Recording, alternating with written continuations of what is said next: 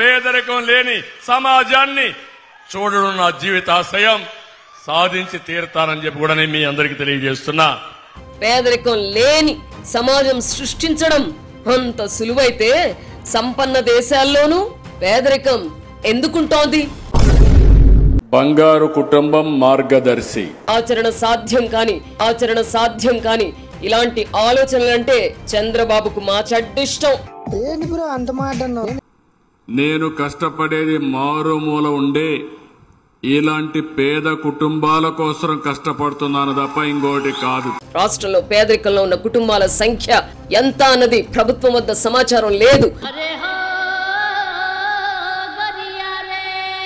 తెల్ల రేషన్ కార్డులను ప్రామాణికంగా తీసుకుంటే ఈ లెక్కన కనీసం 1 కోటి కుటుంబాలను బంగారు కుటుంబాలుగా ఎంపిక చేయవలసి ఉంటుంది. ప్రస్తుతానికి 11 లక్షల కుటుంబాలను గుర్తించినట్టు ప్రభుత్వం చెబుతోంది.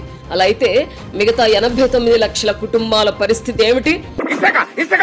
అదే సమయంలో మద్యం షాపులు నడిపేవారిని, చిన్న చితక వ్యాపారాలు చేసుకుంటున్న వారిని కూడా మార్గదర్శకులుగా ఎంపిక చేస్తున్నారు. నేనే వస్తా, డబ్బులిమ్మని నిన్ను బెదిరిస్తా. స్వచ్ఛందంగా సాగాల్సిన కార్యక్రమాలలో ప్రభుత్వం తలదూరిస్తే ఇలాగే ఏడుస్తుంది. ఈ అమ్మాయి ఏం ఫీల్ ఉన్నది మామయ్య?